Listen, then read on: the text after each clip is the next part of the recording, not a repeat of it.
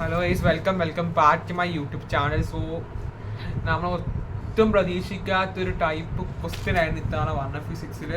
Like first of all നമ്മൾ compare ചെയ്യുന്ന ഒരു സാധനം എന്ന് പറഞ്ഞാൽ മോഡൽ എക്സാമാണ്. മോഡൽ എക്സാമിനകത്ത് സത്യം പറയാനുള്ള ഈ പേപ്പർ ആയിരുന്നു സത്യം പറഞ്ഞാൽ മോഡൽ എക്സാമിന് വരേണ്ടത്. ഇതിന് കിട്ടേണ്ട പേപ്പർ ഏതായിരുന്നു? മറ്റേ നമുക്ക് മോഡലിന് കിട്ടിയത് പബ്ലിക്ക് വരേണ്ടതായിരുന്നു. ഞാൻ സത്യം പറഞ്ഞാൽ ആ സമയത്ത് എക്സാം ഹാളിൽ നിന്ന് ചിന്തിച്ചു പോയി, മനസ്സുകൊണ്ട് പ്രാർത്ഥിച്ചു പോയി. കാരണം വെച്ചാൽ ഇനിയിപ്പോൾ ഇത് പറഞ്ഞിട്ട് കാര്യമില്ല. ഫിസിക്സ് എക്സാം കഴിഞ്ഞു, വേറെ പറയാനൊന്നുമില്ല. ഫിസിക്സ് എക്സാമിൻ്റെ ഒരു സംഭവം എനിക്ക് തോന്നിയത് 11ാമത്തെ ബി തെറ്റി.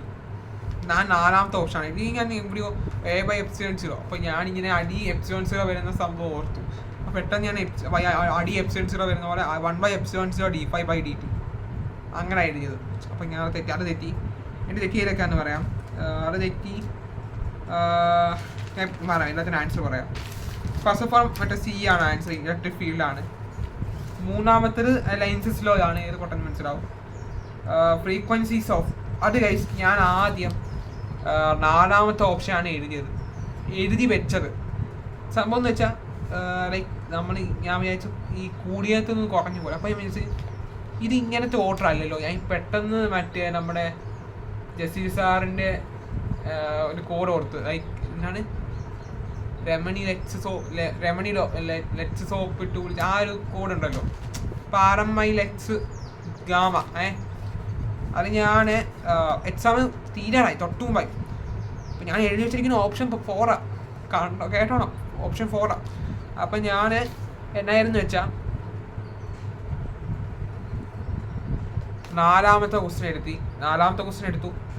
അതിൽ 4ാമത്തെ ക്വസ്റ്റ്യനിൽ ഞാൻ എഴുതിയിട്ട് ആദ്യം ഞാൻ ഒരുത്തിനോട് ചോദിച്ചടാ ഈ 4ാമത്തെ എന്താണെന്ന് ചോദിച്ചു. ഞാൻ പറഞ്ഞു 4ാമത്തെ തന്നെയാണെന്നങ്ങ് പറഞ്ഞു കിട്ടും. അതെ, കൂടെ ഇരിക്കുന്നതിനെ കൂടെ കിട്ടിച്ചു. പിന്നെ എനിക്ക് പറയാൻ സമയം കിട്ടിയില്ല ഗൈസ്. അവൻ പേപ്പറും കൊടുത്തു, ഞാനും കൊടുത്തു. അപ്പം അവൻ 4ാമത്തെ എഴുതി വെച്ചിട്ടുണ്ട്, ഞാൻ 2ാമത്തെ എഴുതിയിട്ടുണ്ട്. അപ്പം എനിക്ക് ഇങ്ങനെ കിട്ടുന്ന പറയാം. അപ്പം ഇത് RMI ലെക്സ് എഴുതി. പിന്നെ ഇങ്ങനെ ഓർഡർ നോക്കുമ്പോൾ ശരിയാണല്ലോ, ലെക്സ് ഗാമ എക്സ് ഗാമ. അപ്പം ഇതിനിടയ്ക്ക് ഇങ്ങനെ വരണമല്ലോ. അപ്പോൾ ഇത് യു അല്ലേ നടുക്ക് വരേണ്ടതെന്നൊക്കെ തോന്നി. അപ്പോൾ ഞാൻ മനസ്സിലായി അതങ്ങനെ ഓപ്ഷൻ ഉണ്ടോ. V1 greater than V3 greater than V2. അപ്പോൾ ഞാൻ എഴുതിയത് കറക്റ്റാണ്. അപ്പോൾ ഞാൻ 2ാമതെങ്കിൽ ഇത് ആൻസർ എഴുതി. പിന്നെ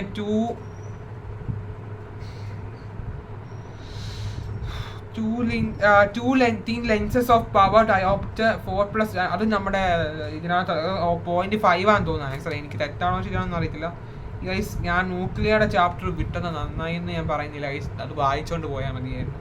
ഈ 1 വേർഡൊക്കെ എനിക്ക് കറക്റ്റ് ആക്കാൻ. സത്യം പറയാനുള്ളത് നമ്മൾ വിടുന്ന ചാപ്റ്ററിനായിരിക്കും മിക്കവാറും ക്വസ്റ്റ്യൻസ് എല്ലാം സിമ്പിളായിട്ട് ചോദിച്ചത്, സത്യമായിട്ടും. പിന്നെ ഉള്ളതെന്ന് പറയുന്നത് 8ാമത്തെ ക്വസ്റ്റ്യൻ എനിക്ക് അറിയാമായിരുന്നു ഗൈസ്, ഞാൻ ആ സമയം കിട്ടിയില്ല അത് എഴുതാൻ. പക്ഷെ ഞാൻ വേറൊരു 9ാമത്തെ ക്വസ്റ്റ്യൻ അതെഴുതി. പിന്നെ ഉള്ളത് 10ാമത്തെയാണ്. 10ാമത്തേത് ഐ തിങ്ക് സത്യം പറഞ്ഞാൽ പെട്ടെന്ന് കത്തിയില്ല. ഫേസ് ഡിഫറൻസ് വെച്ചാൽ ഈ വോൾട്ടേജ് ആൻഡ് കറണ്ട്. അപ്പോൾ ഈ ഓരോ ടേം ഇങ്ങനെ നമ്മുടെ നിതിൻ സാറല്ലേ, നിതിനാണ് നിതിൻ സാർ നമ്മുടെ സൈലത്തിൻ്റെ സാറിങ്ങനെ ഫേസ് ഡിഫറൻസ് എത്രയാണോ കൂടുന്നത് കുറയുന്നത്, ആ ഒരു സംഭവം ഡിഫറൻസ് കേട്ടപ്പോൾ എനിക്ക് മനസ്സിലായി ഇവിടെ π/2 ആണ്. ആൻസർ π/2 എഴുതിയേ. പിന്നെ പവർ ഡിസെപ്ഷൻ ഇൻ സർക്യൂട്ട്, അത് ഞാൻ ഈ സാർ പറഞ്ഞോട്ടെ ഇവിടെ എല്ലാത്തിനകത്ത് എന്താണ് 0 എന്നേ വരത്തുള്ളൂ. അപ്പോൾ ഞാൻ 0 തന്നെ എഴുതി വെച്ചിരിക്കുന്നത്. ബി ഗൈസ് എൻ്റെ 11ാമത്തെ തന്നെ ബി തെറ്റാണ്. 1/ε0 d5/dt എഴുതി വെച്ചത്. ആ ഒരു മണ്ടത്തിൽ ആരൊക്കെ എഴുതിയിട്ടുണ്ടെന്ന് താഴെ കമൻറ്റ് ചെയ്യണം. 11ാമത്തെ ബി ഓപ്ഷൻ 4 അല്ല ഗൈസ്, ആൻസർ ഓപ്ഷൻ 3 ആണ്. ε0 d5/dt. ഞാൻ സംബന്ധിച്ച് A/ε0/b ശരിയായി. ഞാനത് കത്തിയില്ല എനിക്ക് പെട്ടെന്ന്. അപ്പം അത് തെറ്റി, ആ ബി ക്വസ്റ്റ്യൻ തെറ്റി. പിന്നെ ഉള്ളത് 12ാമത്തെ ബി. ഇതൊക്കെ എന്ത് വയസ്സ് എനിക്ക് സത്യം പറഞ്ഞാൽ എനിക്ക് മനസ്സിലായി. ഞാൻ വെച്ചാൽ ഈ കോൺവെക്സ് ലെൻസും ഫ്രേംവ്രണ്ടും തമ്മിൽ എന്താ ബന്ധം? ഒരു ബന്ധവും ഇല്ല. ബന്ധമില്ലാത്ത നമ്മൾ ഇങ്ങനെ കൂട്ടിച്ചേർത്തോണ്ടിരിക്കും, എനിക്കറിയില്ല. 13ാമത്തത് അത് എളുപ്പമായിരുന്നു. അത് ഭാഗ്യം ഞാൻ ആ ആറ്റത്തിൻ്റെ ചാപ്റ്റർ കണ്ട് സ്കിപ്പ് ചെയ്യായിരുന്നാന്ന് തോന്നുന്നു. അത് ഞാൻ എന്നിട്ട് നമ്മുടെ സുഹേഷ് സാറിൻ്റെ ഒരു ലൈവ് ഷുവർ ക്വസ്റ്റ്യൻ വന്നതിന് 41 മിനിറ്റിൻ്റെ ക്വസ്റ്റ്യൻ രാവിലെ ജസ്റ്റ് ഒന്ന് നോക്കുക. ഈ amount of energy required to excite ground state അത് ഞാൻ എഴുതി വെച്ചിട്ടുണ്ട്. അത് കുഴപ്പമില്ല. പിന്നെ EN is equal to -13.6 അത് എഴുതിയിട്ടുണ്ട്. -0 + 1 എനിക്ക് അറിയില്ല, എഴുതിയിട്ടുണ്ട്. 15ാമത്തെ ശരിയാണ്. അത് മറ്റേ ടോർക്കിൻ്റെ സംഭവമാണ്. ഞാൻ റൈറ്റ് ആൻഡ് എക്സ്പ്രഷൻ പെട്ടെന്ന് ഡെറൈവ് എന്നൊക്കെ കേട്ടപ്പം ഒരു മര്യാദക്കുള്ള ഡെറിവേഷൻ ഒരു വൃത്തിയുള്ള ചാപ്റ്ററിന് ചോദിക്കാനല്ലോ. മറ്റേ ഇൻഡക്ടറിന് ചോദിച്ചില്ല, ഒന്നും ചോദിച്ചില്ല. സത്യം പറയുള്ളൂ, എക്സാം സത്യം പറഞ്ഞാൽ 3G ആവേണ്ടതായിരുന്നു. ആരുടെയൊക്കെയോ എന്തൊക്കെയോ പുണ്യം കൊണ്ട് ഇങ്ങനെ പോയി. പിന്നെ 16ാമത്തത് കുഴപ്പമില്ല. 17ാമത്തെ സി സീനായിരുന്നു. ഹൈജൻ 18ാമത്തെ സീനായിരുന്നു. 12ാമത്തെ അറിയായിരുന്നു. 19 ആദ്യം ഞാൻ വെച്ചിട്ട് എഴുതാമെന്ന് വെച്ചു, പിന്നെ വെച്ച് എഴുതണ്ടെന്ന് വെച്ചു. ബി ക്വസ്റ്റ്യൻ 20ാമത്തെ ക്വസ്റ്റ്യൻ സിമ്പിൾ ആയിരുന്നല്ലോ. 21ാമത്തതും സിമ്പിൾ ആയിരുന്നു. 6ാമത്തെ ഞാൻ മറ്റേ ഇൻപുട്ട് ഔട്ട്പുട്ടിൻ്റെ ഗ്രാഫ് വരയ്ക്കാൻ സത്യം പറഞ്ഞാൽ വിട്ടുപോയി. പിന്നെ ഞാൻ പെട്ടെന്ന് അത് ഓർത്തെഴുതി. പിന്നെയുള്ള 22 സിമ്പിളാണ്. അത് ഗൈസ് നമ്മുടെ സൈലത്തിനകത്ത് ലൈവിൽ വന്നൊരു ക്വസ്റ്റ്യൻ ആയിരുന്നു കേട്ടോ. പക്ഷേ ഇതൊന്നും ഞാൻ സത്യം പറഞ്ഞാൽ ഇന്നലെ ഒരു ലൈവും കണ്ടില്ല, ഒരു കുന്തവും ഞാൻ കണ്ടു തീർത്തില്ല. ഞാൻ ആ ക്വസ്റ്റ്യൻസ് സൂപ്പർ സിറ്റി കാണാമെന്ന് വെച്ച് ഇരുന്ന് കാണാമെന്ന് വെച്ചപ്പം ആ ക്വസ്റ്റ്യൻസ് കണ്ടപ്പോൾ എൻ്റെ കിളി മൊത്തം പറക്കാൻ തുടങ്ങി. അത് റേ ഓപ്റ്റിക്സിലെ ക്വസ്റ്റ്യൻസ്, വേറെ ഏത് ചാപ്റ്ററിലും എല്ലാം റേ ഓപ്റ്റിക്സിൽ മനസ്സിലായി നമ്മളെ കൊണ്ട് ഇതൊന്നും പറ്റില്ലെന്ന്. അപ്പം തന്നെ ഞാനത് ബാക്ക് അടിച്ച് ഞാൻ തന്നെ എൻ്റെ പണിക്ക് പോകാമെന്ന് വെച്ച് ഞാൻ പഠിച്ചു. പിന്നെയുള്ള 24ാമത്തെ സിമ്പിളായിരുന്നു. 23 അത്യാവശ്യം സിമ്പിളായിരുന്നു. അത് ഇതിനകത്ത് അവരുടെ ആ ഒരു തട്ടിപ്പ് കണ്ടു, നമ്മളെ പറ്റിക്കാൻ വേണ്ടിയുള്ള നമ്മളെ പെട്ടെന്ന് നമ്മൾ ആ ഇത് എഴുതാൻ വേണ്ടി. 23ാമത്തെ കിർച്ചോഫ് വോൾട്ടേജ് ലോ എന്നാ പറഞ്ഞിരിക്കുന്നത്. കിർച്ചോഫ് റൂൾ ഞാൻ പെട്ടെന്ന് കേട്ടപ്പോൾ എന്താ എനർജി അല്ലേ, കിർച്ചോഫ് റൂൾ അല്ലേ, ജംഗ്ഷൻ റൂൾ. പിന്നെ എനിക്ക് കിർച്ചോഫ് വോൾട്ടേജ് ലോ അപ്പോൾ മനസ്സിലായി, ഈ ΔV=0 ആ സംഭവമാണ്, ലൂപ്പ് റൂളാണെന്ന്. അപ്പോൾ എനിക്ക് മനസ്സിലായി 2ാമത്തെ ഓപ്ഷൻ. ഞാൻ ആദ്യം ചാർജ് എന്ന് എഴുതാൻ പോവായിരുന്നു, എനർജി ആയിരുന്നു ആൻസർ കറക്റ്റ്. പിന്നെയുള്ളത് 24ാമത്തെ വർക്കിംഗ്, അതൊക്കെ സിമ്പിളായിരുന്നു. 26ാമത്തെ സിമ്പിളായിരുന്നു, അതൊന്നും പറയാനില്ല. ബി ക്വസ്റ്റ്യൻ വെച്ച് ന്യൂമറിക്കലായിരുന്നു ഗൈസ്, അത് കുഴപ്പമില്ലായിരുന്നു. എല്ലാം ഈ 1 മാർക്കാ, 2 കലി കയറിയിട്ട് വയ്യ. 27ാമത്തത് F = അതാന്ന് തോന്നുന്നു, QB. പിന്നുള്ളത് ഗൈസ് 27ാമത്തെ ഫസ്റ്റ് ക്വസ്റ്റ്യൻ്റെ ആൻസർ എന്ന് പറയണം കേട്ടോ. ഫസ്റ്റ് സബ് ക്വസ്റ്റ്യൻ്റെ ബി ക്വസ്റ്റ്യനിലെ ഫസ്റ്റ് സബ് ക്വസ്റ്റ്യൻ. പിന്നെ 2ാമത്തെ ക്വസ്റ്റ്യൻ എന്ന് പറയണം. 2ാമത്തെ ക്വസ്റ്റ്യനിൽ show the frequency of revolution of charge particles independent of the radius of the part. അതെനിക്ക് തോന്നുന്നു മറ്റേ സെൻട്രിപിറ്റൽ ആക്സലറേഷൻ FC = FV നമ്മൾ ഡെറൈവിൽ എടുക്കുമ്പോൾ മറ്റേ QB ബൈ ആ സംഭവം കണ്ടാന്ന് തോന്നുന്നു. ഞാൻ ആകണ്ടാക്കാണ്ട് എഴുതി വെച്ചിരിക്കുന്നത്. പിന്നെ ഉള്ളത് 13ാമത്തെ എൻ്റെ 3ാമത്തെ ക്വസ്റ്റ്യനകത്ത് കൈനറ്റിക് എനർജി ഉണ്ട്, കാരണം എൻ്റെ വെലോസിറ്റി പറയുന്നുണ്ട്. അപ്പോൾ അതിനകത്തൊക്കെ ആയിരിക്കും കാരണം. 28ാമത്തേത് കുഴപ്പമില്ല, എളുപ്പമായിരുന്നു. ഇമ്പിഡൻസ് എന്തായാലും ഇമ്പോർട്ടൻ്റ് ആയിരുന്നു. അപ്പം ഗൈസ് ഇതായിരുന്നു ക്വസ്റ്റ്യൻ പേപ്പർ. ഈ ക്വസ്റ്റ്യൻ പേപ്പർ ഇട്ടാൽ ഞാൻ ഒരു കുഴപ്പമില്ല ഗൈസ്, നമുക്ക് ഒന്നും പറയാനില്ല. ഈ അത്യാവശ്യം കുഴപ്പമില്ലാത്ത ക്വസ്റ്റ്യൻ പേപ്പർ തന്നെ ആയിരുന്നു. കുഴപ്പമില്ലാത്തതെന്ന് വെച്ചാൽ നമുക്ക് ടഫ് വരാൻ കാണുമെന്ന് വെച്ചാൽ നമുക്ക് ഒരു ദിവസമേ കിട്ടിയുള്ളൂ.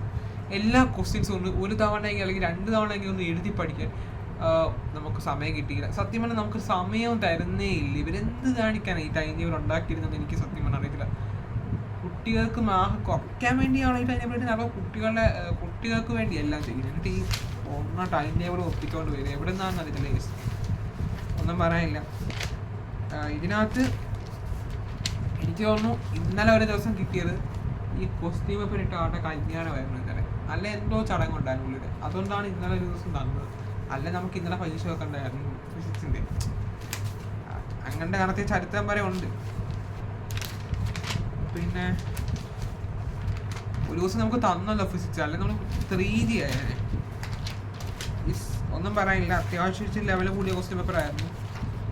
ഒരു ആവറേജ് സ്റ്റുഡൻറ്റിനെ സംബന്ധിച്ചോളം എനിക്കിത് കുറച്ച് മോഡറേറ്റ് ലെവലായിരുന്നു. എന്നാലും എൻ്റെ ടാർഗറ്റ് സ്കോർ എനിക്ക് കിട്ടിയില്ലല്ലോ എന്നോർക്കുമ്പോൾ ഒരു സങ്കടമുണ്ട്. ഫിസിക്സ് എനിക്ക് ഇത്തവണ ഫുള്ള് മേടിക്കുമെന്നൊക്കെ പറഞ്ഞ് പോയാൽ ഞാൻ ഫുള്ള് മേടിക്കുമെന്നൊക്കെ പറഞ്ഞു. പക്ഷേ അൺഫോർച്ചുനേറ്റ്ലി നമ്മൾ പറയുന്നൊന്നും നടക്കാറില്ലാത്തതുകൊണ്ട് തന്നെ അതും പോയി. വേറെ പറയാനൊന്നുമില്ല.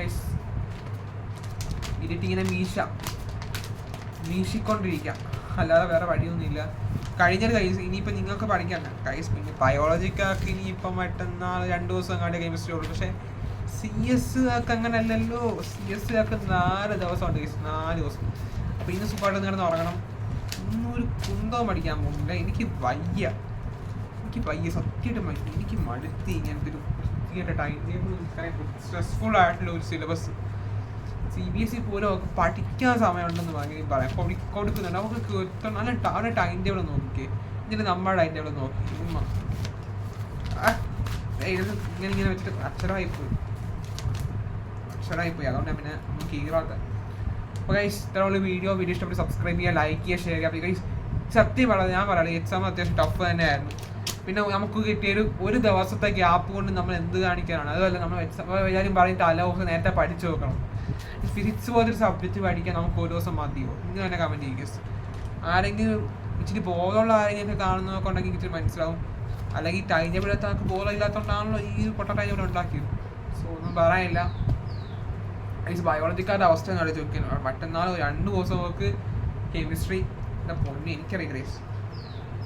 സ്വാഹ CS എടുത്ത് നന്നായി, അല്ലാതെ 3G ആയിട്ട് ഇരുന്നേനെ. അപ്പോൾ ഗൈസ് ഇത്രയുള്ള വീഡിയോ സബ്സ്ക്രൈബ് ചെയ്യുക, ലൈക്ക് ചെയ്യുക, ഷെയർ ചെയ്യുക. ഗൈസ് നിങ്ങൾ എന്തായാലും സബ്സ്ക്രൈബ് ചെയ്യാതെ കാണുന്നത് എനിക്കറിയാണ്ട് നമ്മുടെ വ്യൂസ് കൂടുന്നുണ്ട്, പക്ഷേ സബ്സ്ക്രൈബ് ചെയ്തില്ല. സോ പ്ലീസ് ഗൈസ് ഒന്ന് സബ്സ്ക്രൈബ് ചെയ്യുക. എൻ്റെ സബ്സ്ക്രൈബേഴ്സ് ചെയ്യുമ്പോൾ സബ്സ്ക്രൈബേഴ്സ് കൂടുമ്പോഴും ആൾക്കാർ കൂടുതൽ കാണുമ്പോൾ നമുക്ക് ആ ഒരു ഇതിലേക്കൊരു ഒരു ഈഴിടാൻ തോന്നും. സോ അതുകൊണ്ട് തന്നെ നിങ്ങൾക്ക് എന്തായാലും സബ്സ്ക്രൈബ് ചെയ്യുക, ലൈക്ക് ചെയ്യുക, ഷെയർ ചെയ്യുക കേട്ടോ. Okay bye.